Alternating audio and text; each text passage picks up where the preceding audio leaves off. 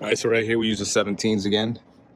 Socket wrenches. You take this one out. If you look on the other side of this mount, you're going to see this nut right here.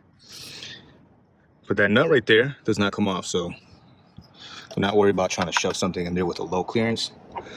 It's gonna be like that. You check up your engine just until you can get this off easily. You got these two. There's a 17 millimeter deep socket wrench, so you're gonna need a deep socket. You're not gonna be able to do it with a regular one. This one over here, you can deal with a regular bolt. It's like your socket. It's not big at all. It's actually short head. You can see there's some space between my engine mount and my engine. We are going to be replacing it for one of these. I believe it's this one, but we will find out. All right, so right here we finished putting this one in. As you can see, it's not bolted in all the way, but the screws and nuts are in.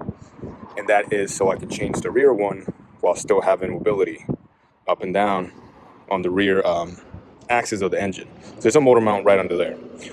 So what I'm going to do is I'm going to also change this one and leave it kind of loose so I can do the same thing as here with the little wiggle room.